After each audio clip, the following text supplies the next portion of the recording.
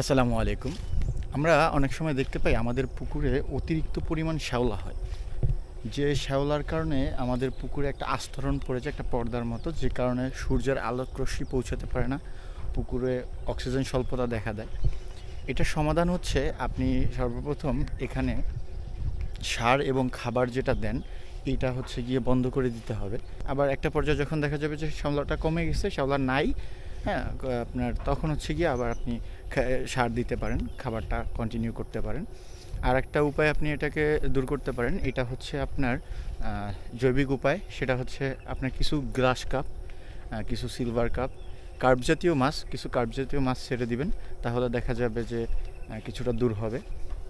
আপনি জাল টানতে পারেন, জাল টেনে বা আপনার নীল নেট যেগুলো আছে নেট টেনে এইটার হচ্ছে গিয়ে আপনি এই শ্যাওলাটা উঠিয়ে ফেলতে পারেন।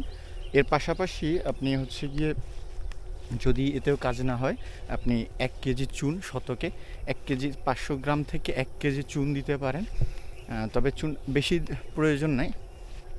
শতাংশে 10 থেকে 12 গ্রাম তুতে কপার সালফেট, এটা হচ্ছে পানির উপর থেকে 10 থেকে 15 সেন্টিমিটার পানির নিচে ছোট ছোট পোটলায় মানে বেঁধে তারপরে হচ্ছে গিয়ে পানিতে বাঁশ গেড়ে এটার সাথে ঝুলিয়ে রাখতে পারেন, তাহলে দেখা যাবে এটা দূর হয়ে যাবে।